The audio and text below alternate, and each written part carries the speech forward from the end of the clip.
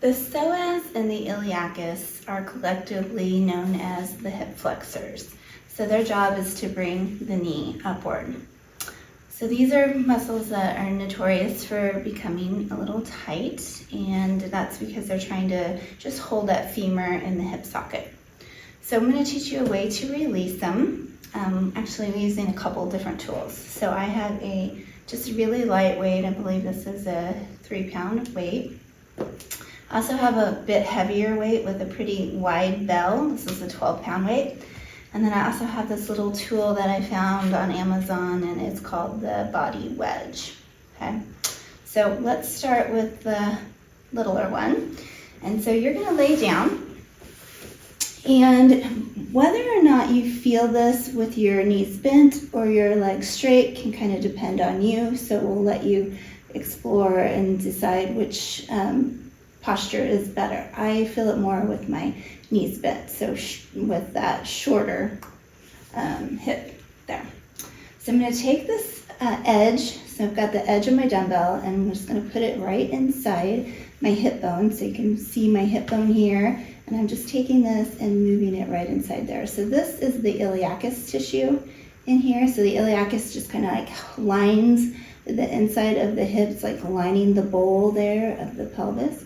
And just kind of starting to create a little bit of movement in there and getting down into the tissues. So I'm going to roll it inward a little bit, and I really feel it there.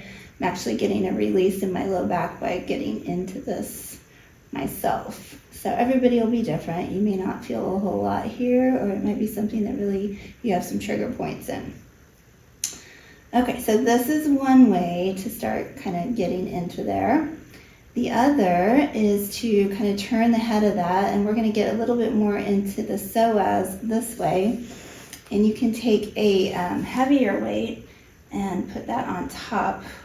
You could even use a little ball here, and so that extra little weight is getting deeper, much deeper.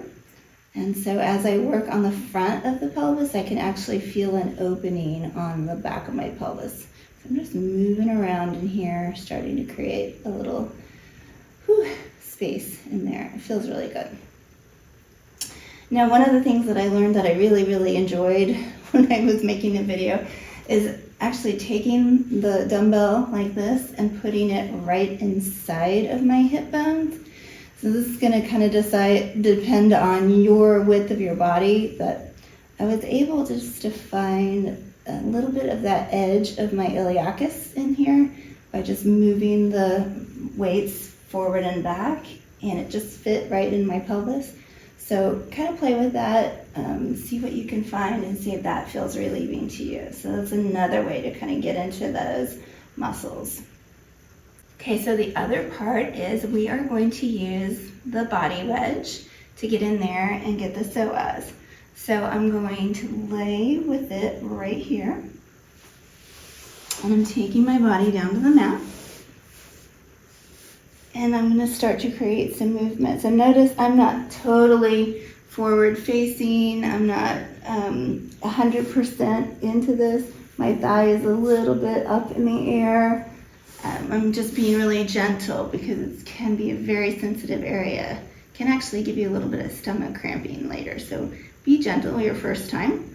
I'm starting to create a little bit of bending of my knee, and then I'm also going to do some external rotation and internal rotation. So I'm wagging that knee, and you can see I'm a little restricted out there in that external rotation. So that's where I can really get into that psoas. So now I'm kind of rocking my body, so I'm lifting my pelvis and rocking into that. Yes. And you might even do a little bit of positional changes, like move it down a little bit and see how that affects you. So I feel that's a little bit more towards the front of my hip, even my TFL a little bit. Okay, so just explore that tissue, create some movement there, and keep breathing through it. You got it.